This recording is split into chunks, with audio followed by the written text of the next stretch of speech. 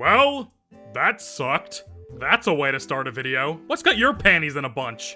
Isn't it obvious? We spent all day in these stupid beach chairs instead of actually going in the damn water. Well, sorry. It's just that someone signed a FNAF contract without my permission. I'm still not sorry about that. Watching you squirm talking about FNAF amuses me. I'm sure it does. Well, we might as well leave. No use sticking around here while it's dark outside. Nah, we can't leave. No ride home. What do you mean we don't have a ride home? We took a fucking Uber here. We can take one back. Nah. Well, you were yapping about FNAF Plus. I got banned on Uber. You got banned on Uber. I got banned on Uber. Can't sponsor Parrot give us a ride home or something? There's gotta be some way. Dude, nobody is sponsoring us. They're not gonna bother flying over here again. Well, great. Hey, it's not the end of the world. I actually do know a way back home.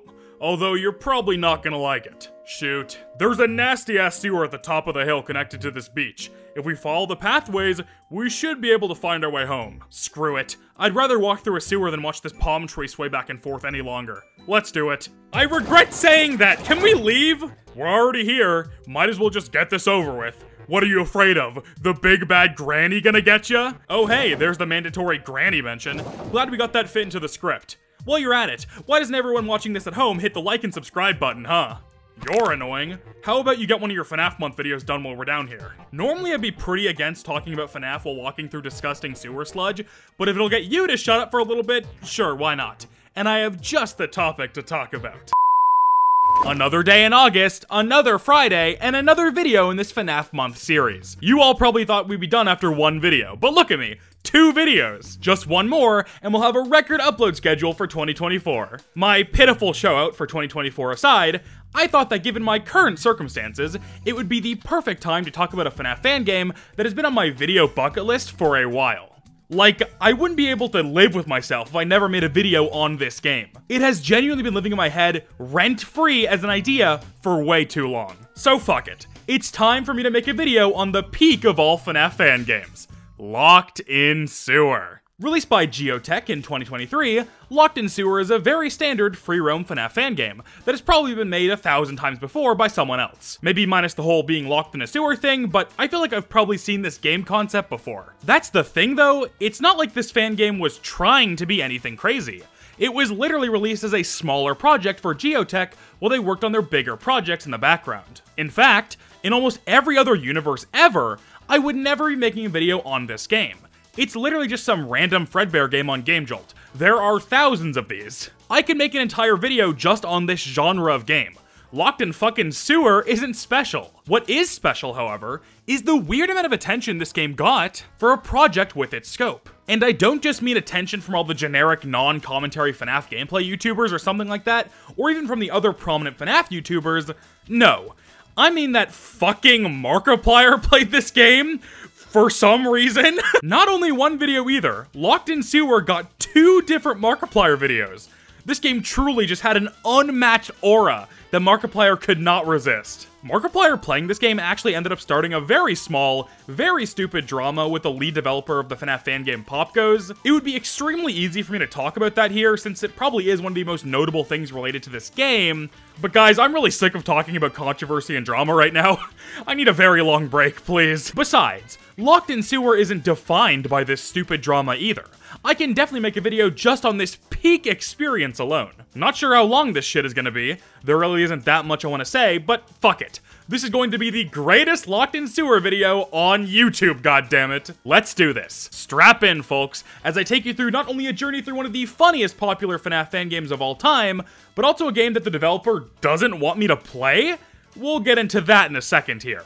This is Locked in Sewer. But first, a handy Danz blind box update. I want to get right to talking about Locked in Sewer, so we'll keep this quick. If you remember from earlier this year, I launched pre-orders for Handy Dan themed blind box plushies, and the support for them was seriously amazing. These pre-orders have finally started shipping, and everyone seems to be really happy with the designs and quality, which I am very thankful for. The secret rare design, Lazy Pan, was also finally uncovered if anyone was curious about that. I say all of this because when we produced these pre-order boxes, we also decided to order extra so we could sell some more later on. And that time is now. We have a few hundred boxes that are available for purchase right now, but this is a very limited restock and will be the last chance to purchase this set for quite a while. These are ready to ship and not a pre-order. Click the link below or visit handydanz.com to grab some boxes before they're all gone. Thanks everybody. Now, back to the video.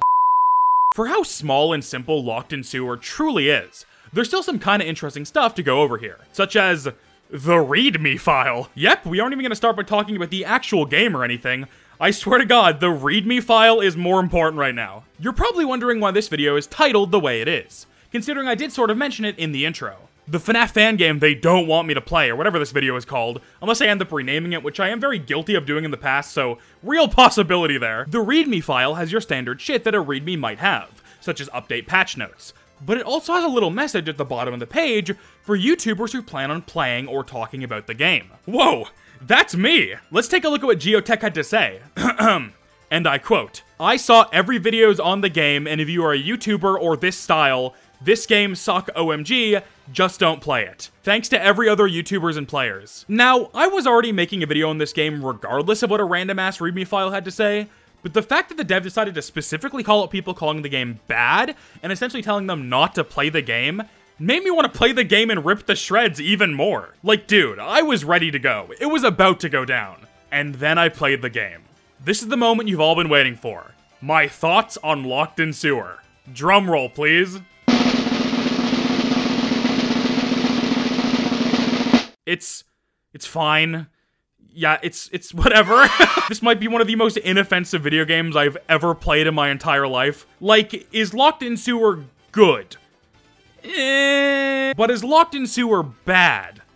Also, it is incredibly, painfully mid. And not like LARP Twitter mid, like actually mid. Middle of the road. Seriously, I was going into this video with the expectation that this game was going to be insanely unfair or bullshit, but it's actually pretty well balanced for what it is. It absolutely has flaws, but I was never mad or upset playing Locked in Sewer.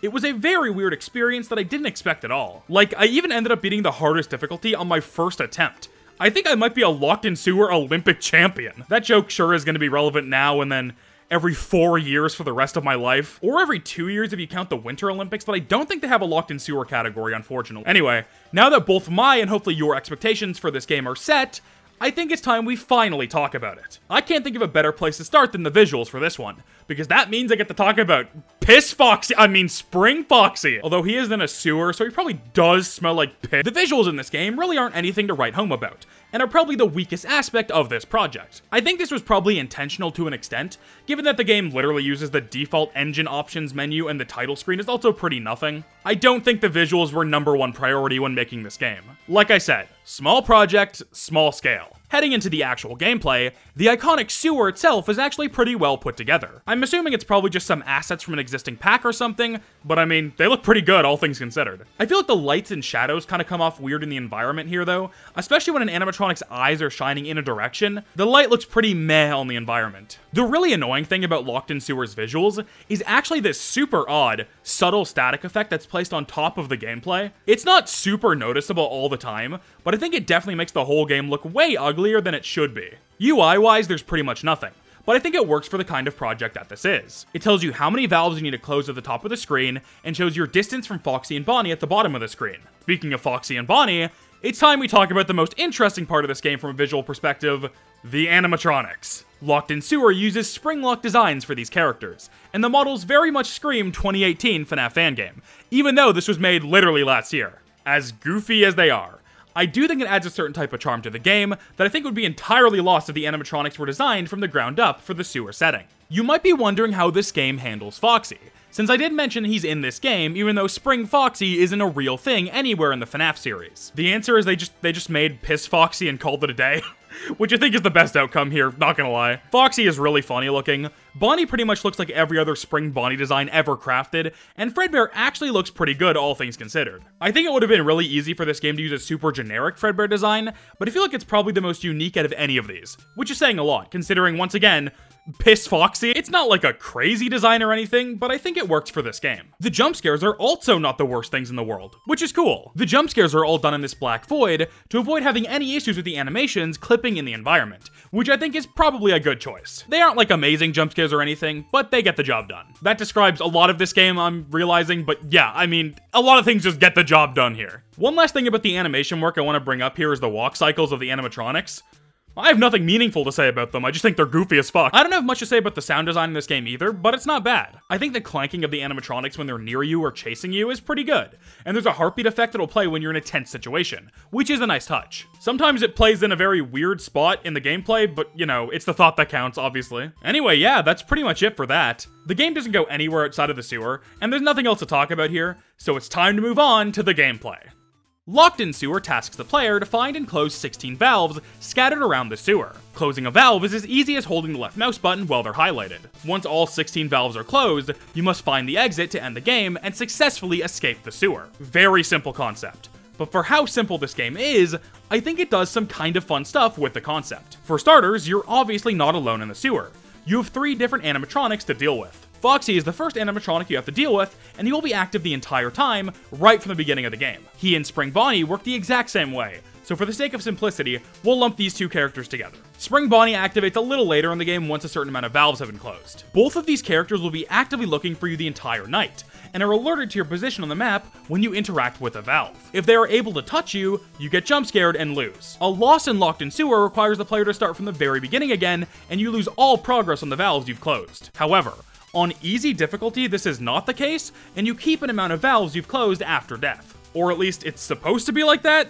For my time playing on easy mode, it really just picks and chooses when it wants to keep your progress. I've had easy mode losses that resulted in full resets, and easy mode losses that resulted in me keeping my valves, so it seems to kind of just choose when it wants to do that. Since I did end up beating the game on hard mode, I'm not going to be talking about easy or normal modes going forward. The only real differences beside the one I stated are the aggressiveness of the AI, the need to find the wrench that closes the valves on higher difficulties, and the lack of Fredbear on lower difficulties. Other than that, it's pretty much the exact same across every version of the game. Anyway, in order to properly protect yourself against Bonnie and Foxy, you need to use this freezing device that you're given. For some reason, you can put the UI for this device away, even though it is completely useless and literally just makes the game harder to play. Maybe it's easier to be found while you have the thing up, but I really did not notice that at all, and that's just pure speculation on my part. I think it's probably just a useless mechanic, but you know. Besides telling you how far you are away from the animatronics, this device also lets you freeze Bonnie and Foxy in place for a couple seconds by using the C and V keys on the keyboard. If either of those 2 animatronics spot you,